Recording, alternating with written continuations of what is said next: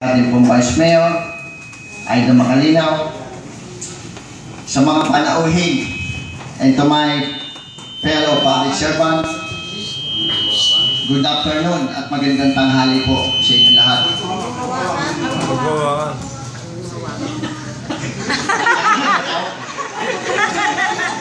Sa ngalan po ng bumubuo ng Sangguniang Bayan, I welcome you to the celebration of the 22nd anniversary of the Local Government Code of 1991. Naiyatan po sa atin ang maiksing background o history ng Local Government Code. Kaya ito po kahit papano pinagpuyatan at pinaghirapan po ng inyong lingkod. Nais ko lang pong magtanong sa lahat po ng na nandito, nakapwa ko konsyal, sino po ba ang author ng Local Government Code? Meron po ba nakakala? Talagang napakagaling mo, Mr. Chairman. Aquilino Pimentel, the author ng Local Government Code.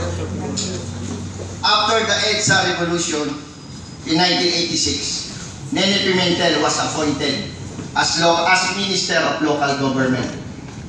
Then, in 1987, he ran for the Senate. Then, he was asked by the President of the Senate, Jovito Salonga, at that time, that he chaired the committee on local government because he has rounded experience in the two branches of government, such as familiarity with the problems of local governments and such competence to deal with them. For a long time, local government executives have complained about inadequacy of the means to cope the needs of the people, something that is beyond their control. Neglected most of the times, but remember, during elections. The Local Government Code of 1991 seeks to answer the cry of the local government executives. It hopes to strengthen the government units and restore the faith of the people in their government.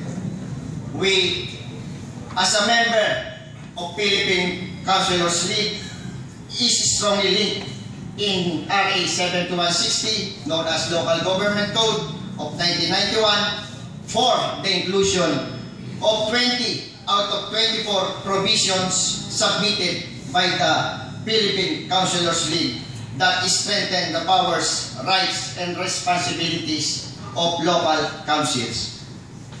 Lokal na pamahalaan ng Pilipinas. Ang bayan ay isang bahagi ng lokal na pamahalaan ng Pilipinas na bumubuo ng mga barangay. Sa pamamagitan ng pambansang batas na tinatawag na Local Government Code, lokal na kodigo ng pamahalaan ng 1991. Sa batas na ito, ang mga pamahalaang lokal ay pinapayagang mamahala, gumawa ng mga panglokal na ordinansa at ipatupad ito at pamahalaan ang kanyang nasasakupan. Sa ating mga panauhin na naging bahagi sa pagpapatupad ng pambansang batas na ito, and we at the Sangguniang Bayan have always believed that the challenge for policymakers and decision makers in the government and the private sectors to effectively further progress of the society and assess good governance.